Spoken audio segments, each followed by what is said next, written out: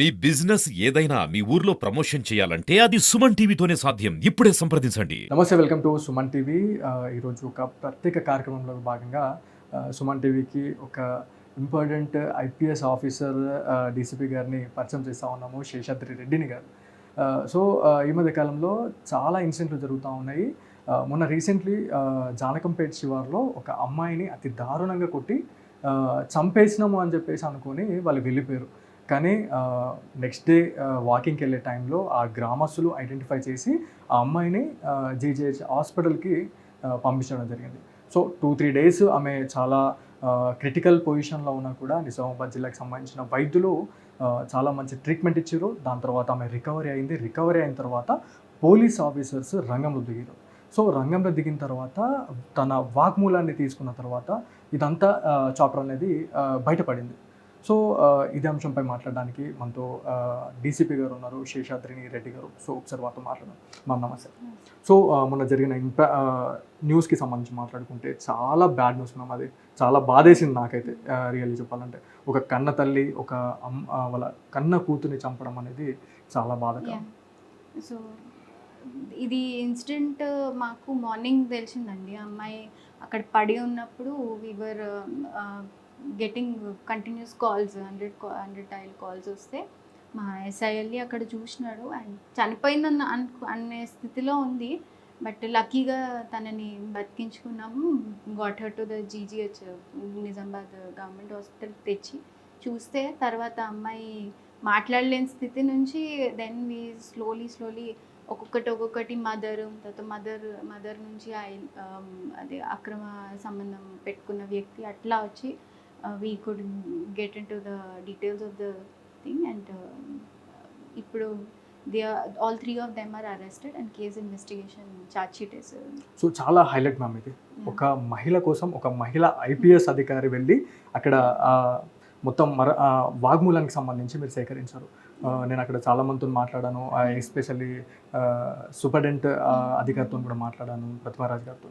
So ఒక IPS అధికారి రావడము చాలా హ్యాపీగా ఉందని చెప్పేసి అని అన్నారు. సో మహిళల పట్ల మీరు చాలా మంచి వర్క్ చేస్తున్నారు. సో మహిళలకు వాళ్ళని దృష్టిలో పెట్టుకొని మీరు ఏం చెప్పాలనుకుంటున్నారు ఈ ఇన్సిడెంట్ల పట్ల?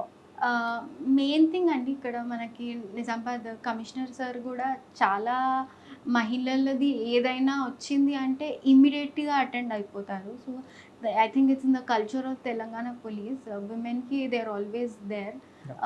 సో అదేవిధంగా నాకు యాజ్ సూన్ యాజ్ ఈ విషయం తెలవగానే నాకు డెప్యూట్ చేసినారు, ఇన్వెస్టిగేషన్ నాకు ఇచ్చి చేయమన్నారు.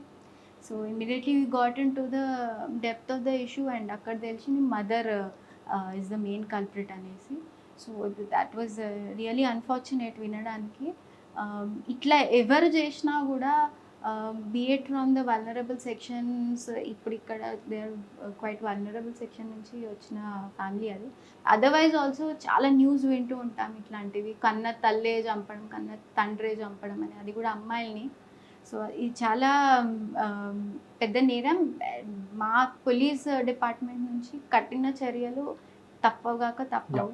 మ్యామ్ ఈ ఇన్సిడెంట్కి సంబంధించి మాట్లాడుకుంటే గతంలో మనము సినిమాలలో చూస్తుండే ఇట్లాంటి ఇన్సిడెంట్స్, ఇట్లా మనకి సీన్స్లలో.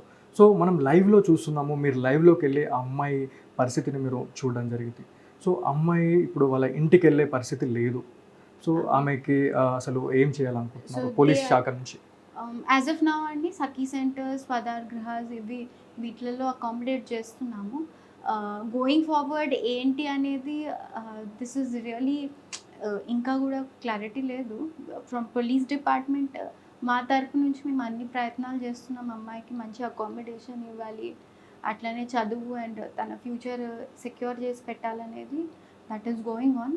Not just in this case, this is a puzzle in many other cases. ఎక్కడైతే parents are the culprits and పిల్లల్ని ఏం చేయాలి, అనాథలుగా మిగిలిపోతారు కదా. సో వాళ్ళని ఏం చేయాలనేది still needs a solution from the department and other departments from the district. So ఈ మధ్యకాలంలో చూసుకుంటాం మేడం, చాలామంది పిల్లలు పుట్టట్లేదు, బేబీస్ లేరు అని చెప్పి చాలామంది బాధపడుతున్న సిచ్యువేషన్ ఉంది. కానీ కన్న బిడ్డల్ని వాళ్ళు చేతులారా చంపడం అనేది చాలా బాధేస్తున్నది. సో వాళ్ళ గురించి మీరు ఏం చెప్పాలనుకున్నారు? ఆ కేసుని ఛేదించిన తర్వాత వాళ్ళతో ఏం మాట్లాడారు, అసలు వాళ్ళు ఏం చెప్పారు మీకు? అసలు అమ్మకి ఏం రిమోర్సే లేదు, అసలు ఎలాంటి పశ్చాత్తాపం Mhm. లేదు. సో కంప్లీట్లీ ఒక డిగ్రేడెడ్ అండ్ డిప్రేవ్డ్ ఫ్యామిలీ ఉంది అది. అది ఒక్కటే కాదండి, ఇప్పుడు మనం కొత్తగా కూడా చూస్తున్నాం, ఈ రోజే వచ్చింది రాచకొండ కమిషనరేట్ దాంట్లో ఎస్ మ్యామ్. వాళ్ళు పిల్లల్ని అమ్మేయడం అనేది. సో అది పిల్లలు లేక బాధపడే వాళ్ళు ఎంతో మంది ఉండి ఇలా చంపుకునే వాళ్ళు ఉన్నారు. This is a sad state of affairs in the society. Awareness ఉండాలి అందరికీ. అండ్ పోలీస్ సైడ్ నుంచి కఠిన చర్యలు తీసుకుంటాం. సో అమ్మాయి చాలా బాధపడే సిచ్యువేషన్ ఉంది. ఏమైనా ఎఫెక్ట్ అయితే మన తల్లిదండ్రులు మనల్ని వచ్చి చూస్తారు అనేది ఒక ధీమా ఉంటుంది మేడం. కానీ ఆ అమ్మాయి పరిస్థితి టోటలీ బ్యాడ్. సో వాళ్ళు అరెస్ట్ అయ్యారు.